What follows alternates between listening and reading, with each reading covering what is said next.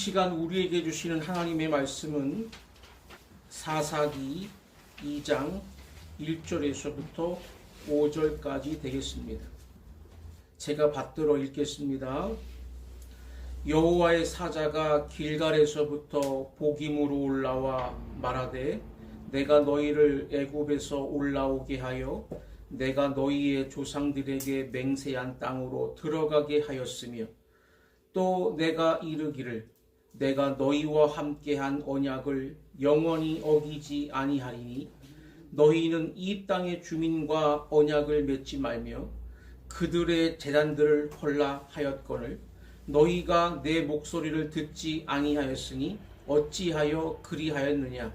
그러므로 내가 또 말하기를 내가 그들을 너희 앞에서 쫓아내지 아니하리니 그들이 너희 옆구리에 가시가 될 것이며 그들의 신들이 너희에게 올무가 되리라 하였노라.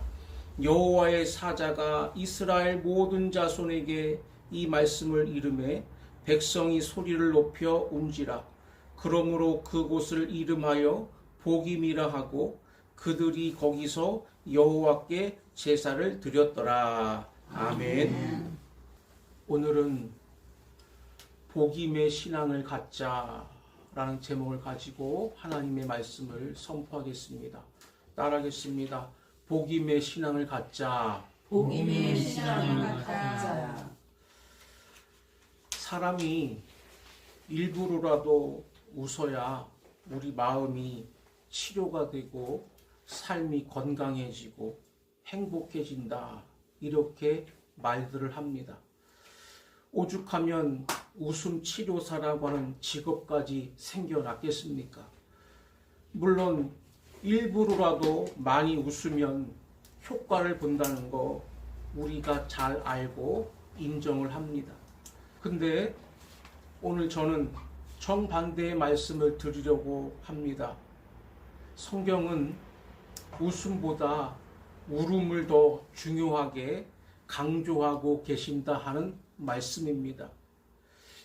예를 들면 구약성경 전도서 7장 2절에서 4절에 보면 초상집에 가는 것이 잔치집에 가는 것보다 나으니 모든 사람의 끝이 이와 같이 됨이라.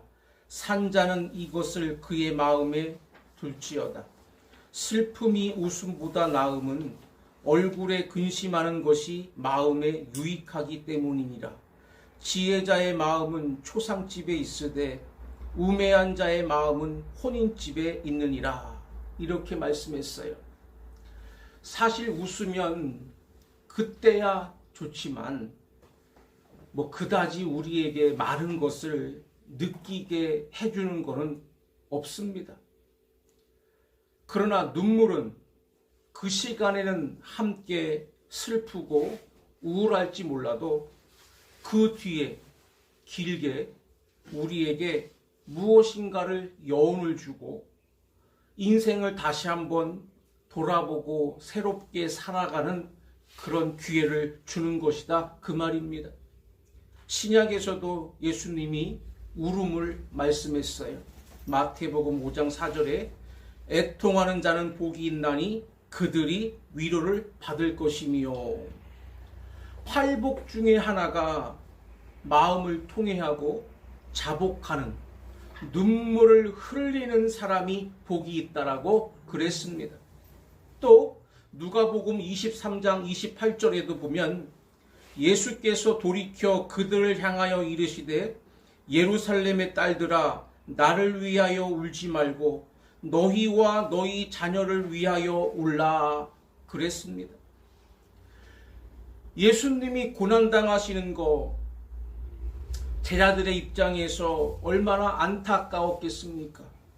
그러나 그보다 더 안타까운 것은 예수님이 이렇게 십자가 지고 보혈을 흘려주셨음에도 불구하고 그 보혈을 통해 구원받지 못하고 끝까지 죄 속에서 사탄에게 속아서 멸망당할 우리 자신과 우리 가족들이 있다면 그것이 더 통탄할 일이라고 그를 위해서 울어야 된다고 말씀을 했습니다. 제가 오늘 왜 울음에 대한 애찬을 이렇게 강조하는가 하면 오늘 본문이 바로 그것을 말씀하고 있기 때문입니다. 제가 설교 제목을 복임의 신앙을 갖자 그랬는데 이 복임이라는 말은 히브리 원어입니다. 원어로 복힘이라고 그래요. 이 복힘이라는 말은 우는 자라는 뜻입니다. 우는 자. 이 우는 자라는 이 말은 히브리어 바카라는 이 단어에서 나왔는데 매우 슬퍼서 운다라는 뜻입니다. 애통한다, 통곡한다 그 뜻입니다. 왜 그러냐? 이스라엘의 역사가 그렇게 하지 않고는 구원받을 수가 없는 지경이 됐기 때문에 이제 그 죄를 좀 깨닫고 통해 자복하라고 하나님께서 사자를 보내셨다 그 말입니다. 사사기의 역사를 보면 이것이 계속적으로 반복이 됩니다. 그들은 땅 한 평 없고 오직 노예로만 고생하며 살던 자들인데 하나님이 아브라함을 보시고 그 후손들을 복을 주시고 선민으로 택해 놓으셨기 때문에 약속하시기를 내가 너희를 종살이에서 벗어나서 저 가나안 땅을 주겠다. 젖과 꿀이 흐르는 땅을 주겠다 그러셨어요. 그래서 하나님이 약속하신 대로 그렇게 주셨지만 이들은 거저 그 땅을 차지하고 보니까 마음이 들떠가지고 엉터리로 살아서 결과적으로 타락해서 죄만 가득한 그런 자들이 돼 버리고 말았다는 것입니다. 그래서 하나님이 너무 안타까워서 여호와의 사자를 보내신 겁니다. 너희가 복임의 신앙을 가지면 살지만 그렇지 않으면 죽는다는 거예요. 끝장난다는 거예요. 오늘 우리들도 마찬가지 아닙니까? 예수 믿기 전에 얼마나 곤고했습니까? 예수 믿고 나서 좀 마음이 평안해지고 복도 받고 뭔가 이제 정상적인 삶을 살게 되니까 다시 마음이 세상으로 기울어져서 좀 더 복도 받고 좀 더 세상 것도 즐겨보자고 또 마음이 세상으로 향해 있어요. 하나님께서 우리를 돌이키게 하시고 정상적으로 신앙생활에서 정상적으로 복을 받게 하시려고 복임의 신앙을 주셨다는 거 믿고 순종하시기를 바랍니다. 세 가지로 복임 신앙이 뭔지를 살펴봅니다. 첫째는 1절에 보면 하나님 주신 은혜를 기억해야 된다는 겁니다. 따라하겠습니다. 하나님 주신 은혜를 기억해야 된다. 문제는 현재 하나님 주신 은혜를 전혀 깡그리 잊어버리고 그렇기 때문에 죄악의 길로 깊이 들어가서 하나님이 도저히 용서할 수 없는 지경까지 왔다는 겁니다. 그러면 하나님의 은혜가 뭡니까? 여기 1절 중반절에 그랬죠? 내가 너희의 조상들에게 맹세한 땅으로 들어가게 하였으며 또 내가 이르기를 내가 너희와 함께한 언약을 영원히 어기지 아니하리니 그랬습니다. 그들은 노예들입니다. 그런데 하나님이 그들을 거저 애굽에 10가지 재앙을 내리면서 구원해 내었습니다. 광야는 사람이 살 수 없는 곳입니다.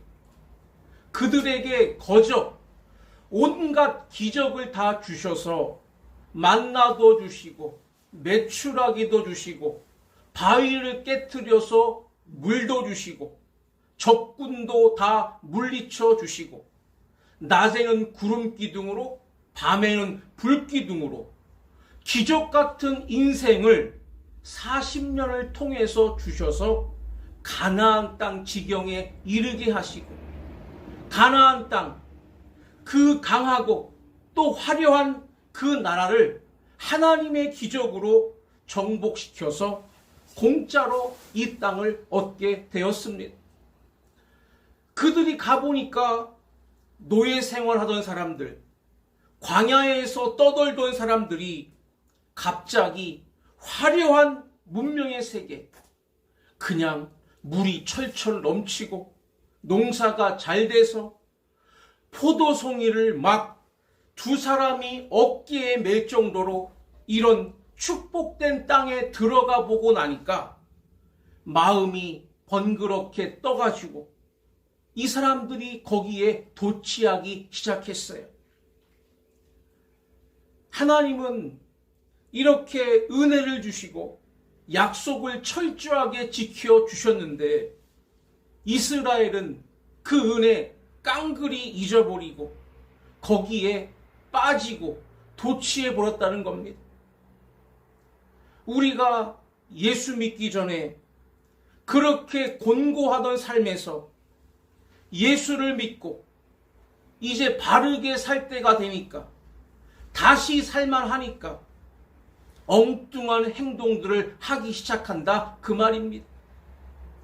우리가 구원받은 은혜, 하나님이 여기까지 우리들을 보호해 주시고 인도해 주신 은혜 다 까먹고 감격은 하나도 없고 세상 재미가 솔솔 느껴지기 시작할 때 신앙은 여기서부터 변질되기 시작하는 것입니다. 은혜를 까먹은 사람은 감격도 없어요. 감사도 없어요. 엉뚱한 세계가 눈에 들어오기 시작합니다. 바로 여기서부터 잘못됐다는 사실을 깨닫고 하나님이 내게 주신 구원의 은혜, 여기까지 보살펴 주시고 동행해 주신 은혜, 이것을 회복하는 것이 정상적인 신앙생활인 줄로 믿습니다. 사도 바울이 참으로 우리에게 이런 고백을 하고 있어요. 고린도전서 15장 10절에 보니까 내가 나된 것은 하나님의 은혜로 된 것이니 그랬어요. 이 한마디 말에서 그의 깊은 신앙 고백이 다 나오는 것을 우리가 볼 수가 있습니다.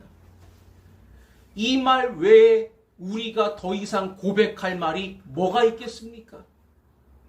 오늘의 나된 그 모든 배후에 하나님의 은혜가 있었기 때문이다 라고 고백하는 이 신앙은 하나님이 기뻐하시는 것이고 우리들이 가장 행복하게 살 수 있는 신앙생활인 줄로 믿습니다.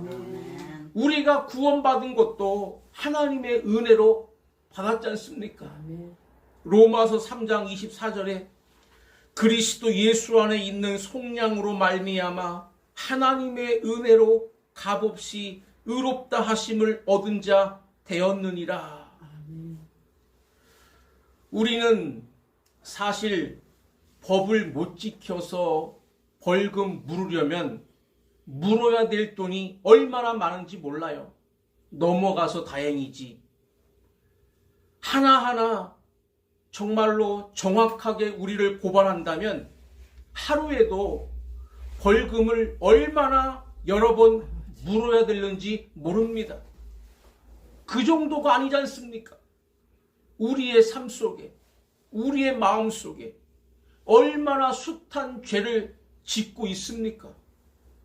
그런데 예수 그리스도의 십자가 속량으로 그냥 완벽하게 우리 죄를 깨끗이 씻어버리고 하나님의 자녀로 구원시켜 주셨다는 것, 이것만 생각해도 자다가 벌떡 일어나서 감사를 해야 될 일인데 구원받은 그리스도인이 감사가 없다, 그 말입니다.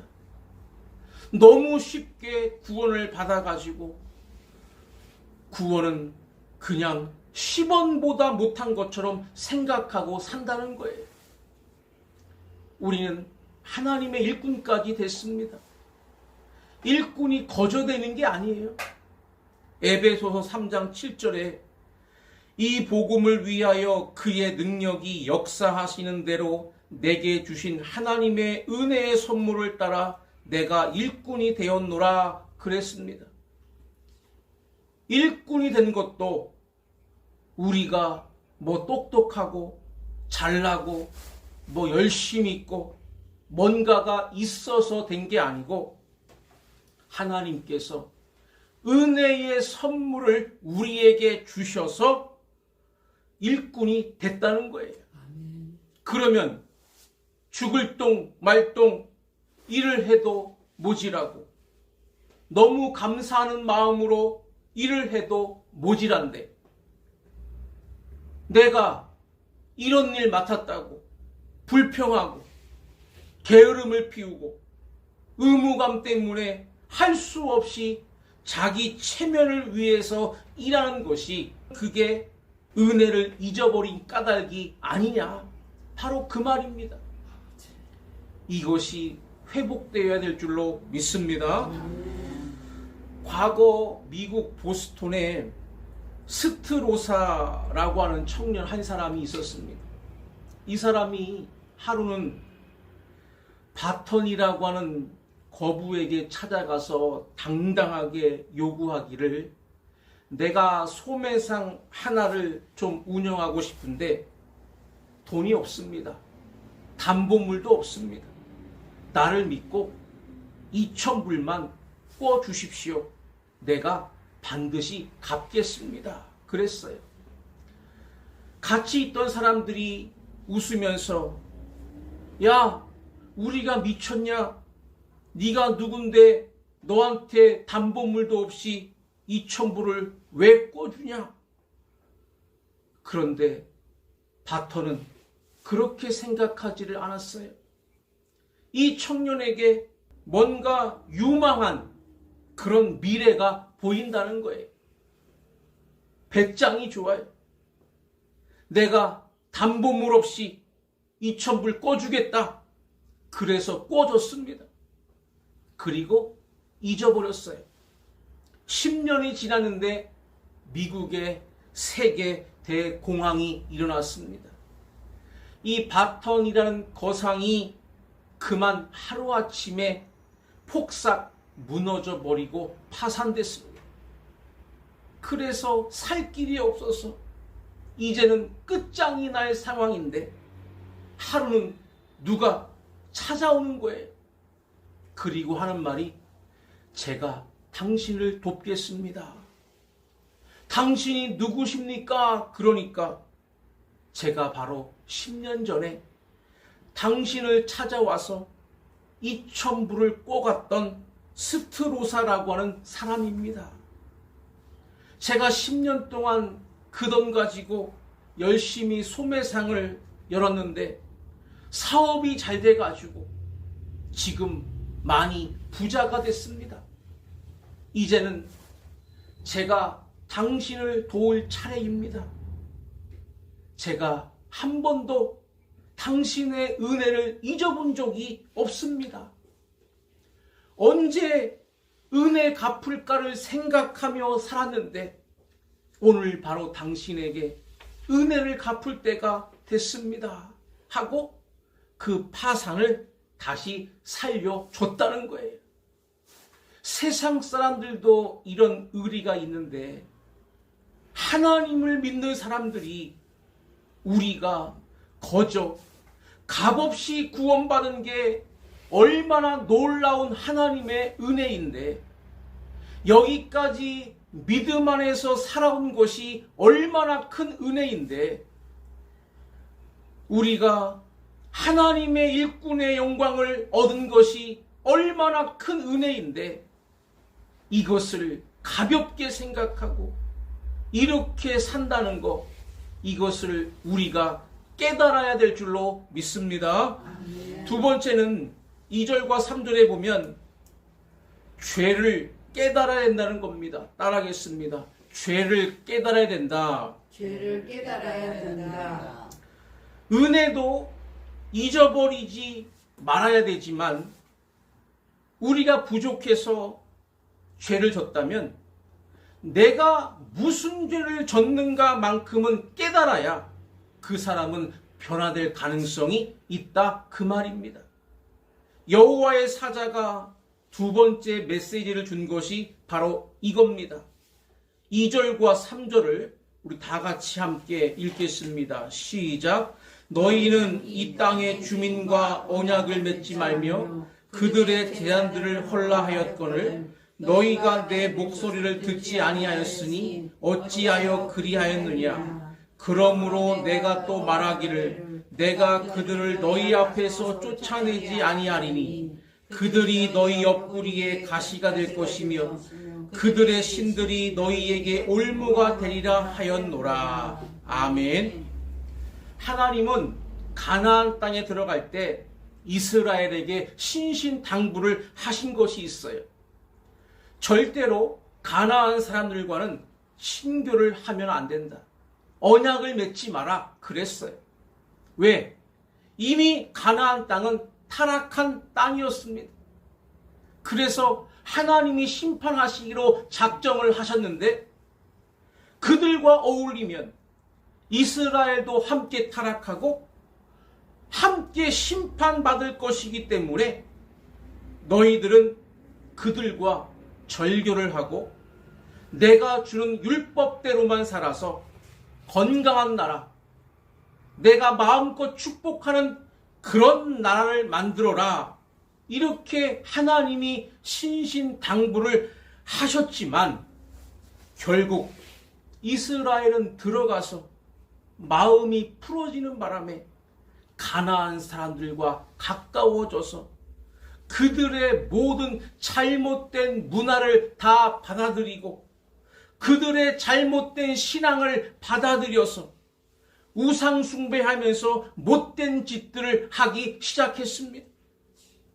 그래서 이스라엘 사람이나 가나안 사람이나 아무 구별이 없는 똑같은 타락한 자들이 돼버리고 나니까 하나님이 진노하실 수밖에 없었다는 거예요. 그렇게 너희들에게 공을 들였건만, 그렇게 신신당부를 했건만, 그렇게 아끼고 있건만 이들이 하나님을 배신해서 이렇게 형편없이 잘못되는 걸 보고 하나님이 진노하셔서 안 되겠다. 내가 징계를 내려야 되겠다. 너희들이 친했던 그 나라가 오히려 너희들을 덮쳐가지고 너희들을 종살이 하게 할 거다. 그래서 사사기의 역사는 계속 이 나라가 공격해서 10년, 20년 당하고 또 겨우 풀어지면 저 나라가 공격해서 10년, 20년 당하고 사사시대가 계속 그렇게 되는 겁니다. 그 원인이 뭐냐?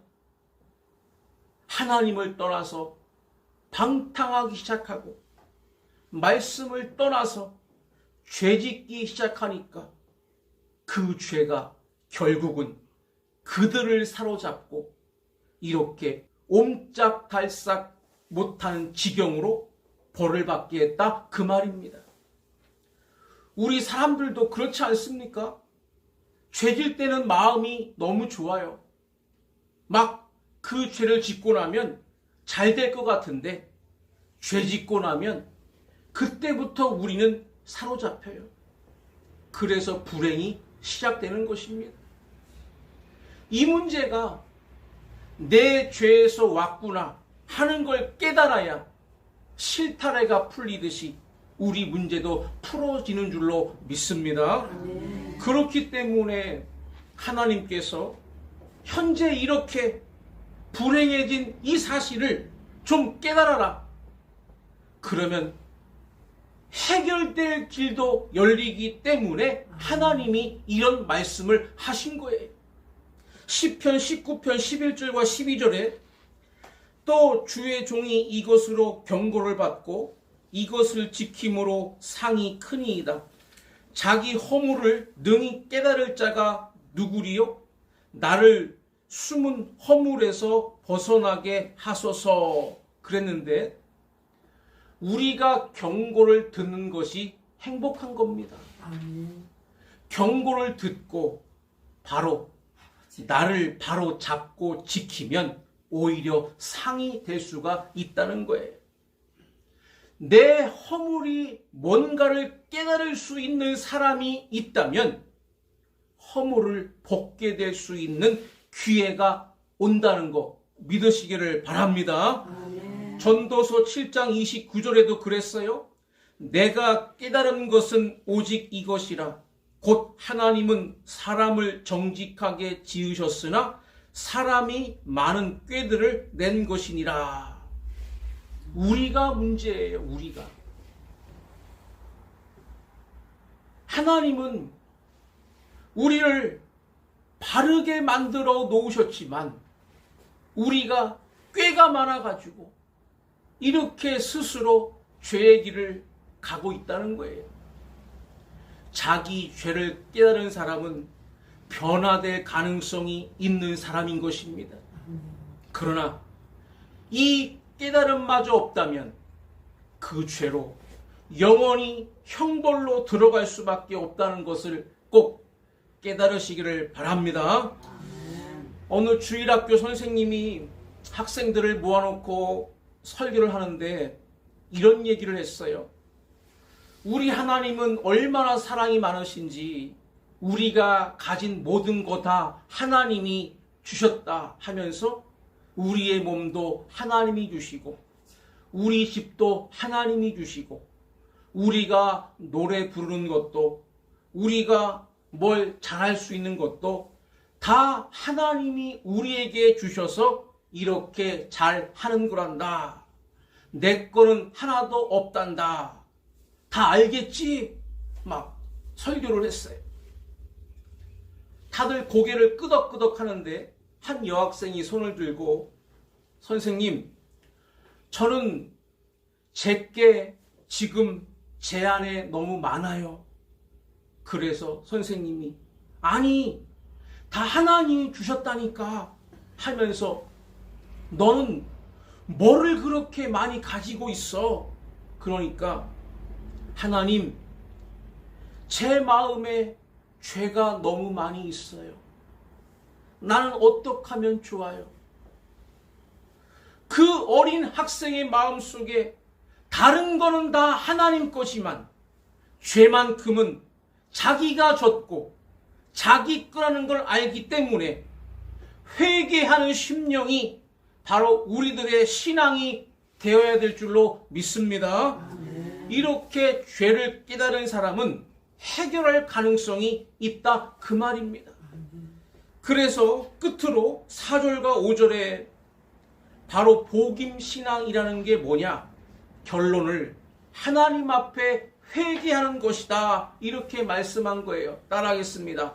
하나님 앞에 회개하는 것이다. 하나님 앞에 회개하는 것이다.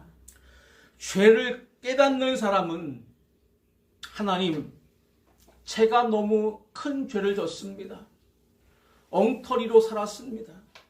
하나님의 마음을 너무나 아프게 했습니다. 저의 죄를 용서해 주십시오. 다시 새 출발하겠습니다. 라고 회개의 눈물을 흘리는 자, 하나님은 그의 죄를 용서해 주시고 기회를 주시겠다는 것이 복임 신앙인 줄로 믿습니다. 4절과 5절을 우리 한번 같이 읽겠습니다. 시작. 여호와의 사자가 이스라엘 모든 자손에게 이 말씀을 이르매 백성이 소리를 높여 운지라. 그러므로 그곳을 이름하여 복임이라 하고 그들이 거기서 여호와께 제사를 드렸더라. 아멘. 여호와의 사자가 이렇게 경고하면서 회개를 촉구할 때 그들의 가슴에서 막 눈물이 쏟아지기 시작했어요. 그 지역의 모든 사람들이 크게 울면서 회개 운동이 일어났습니다. 그래서 그곳 지명을 복임이라고 이름을 붙였다는 거예요. 오늘 우리들이 예배드리고 있는 이 현장이 바로 복임의 현장이 되기를 바랍니다. 아멘. 회개하는데 우리의 소망이 있는 거예요. 사람들은 죄를 많이 져야만 문제고 적게 지면 하나님이 봐줄 걸로 생각하는데 죄가 많고 적고가 문제가 아니에요. 단 한 가지라도 죄를 회개하지 않고 남아있는 게 문제다 그 말입니다. 아무리 많은 죄를 졌어도 다 회개하면 죄가 없어지고 아무리 적은 죄를 졌어도 회개하지 않으면 그 죄는 그대로 우리의 죄과로 남아서 심판의 대상이 되는 줄을 깨달아야 될 줄로 믿습니다. 그렇기 때문에 해결점은 복임에 있는 것입니다. 하나님 앞에 우리 죄를 깨닫고 내놓고 통회자복하면서 용서해 주십시오. 여기에 하나님은 우리의 죄를 다 용서해 주시고 새 출발할 수 있는 기회를 부여해 주시겠다는 거예요. 이거보다 감사한 일이 어디 있겠습니까? 예수님도 우리의 약함을 아시기 때문에 마태복음 18장 7절에 실족하게 하는 일이 없을 수는 없으나 실족하게 하는 그 사람에게는 화가 있도다 그랬습니다. 사람의 실수와 허물을 하나님 다 아셔요. 그렇기 때문에 우리가 회개해서 씻기를 원하시는 겁니다. 아멘. 완벽하기를 원하시는 게 하나님의 뜻이 아니에요. 시편 기자가 이렇게 고백합니다. 시편 32편 1절에 허물의 사함을 받고 자신의 죄가 가려진 자는 복이 있도다. 마음에 간사함이 없고 여호와께 정죄를 당하지 아니하는 자는 복이 있도다 그랬습니다. 죄 하나도 안 짓는 자가 복이 있도다 하지 않으시고 허물을 알고 고백을 해서 사함을 받는 사람, 하나님이 그 죄 없다라고 가려주시는 사람이 진짜 복이 있는 사람이고, 진실하게 자기 죄를 내놓는 간사함이 없는 그 사람이 바로 하나님이 허물을 가려주시는 복을 받을 것이다 그랬습니다.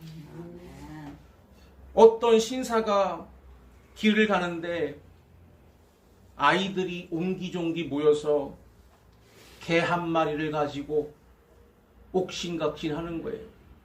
그래서 너희들 무슨 일이냐? 그러니까 하는 소리가, 우리가 길에서 개를 주었는데 이 개를 서로 가지고 싶어 한다는 거예요. 누가 가져야 될 것이냐? 이 말이에요. 그래서 자기들끼리 내기를 걸었어요. 우리들 중에 거짓말을 제일 그럴듯하게 잘 하는 사람이 이 개를 갖는 것으로 하자. 그래, 지금 누가 거짓말을 진짜 제일 잘 하는지 서로 지금 옥신각신 하는 거예요. 그때 이 신사가 점잖게 타일렀어요. 얘들아, 거짓말하면 못 써. 거짓말처럼 큰 죄가 어디 있어. 나는 니들만 할 때 한 번도 거짓말을 해본 적이 없어.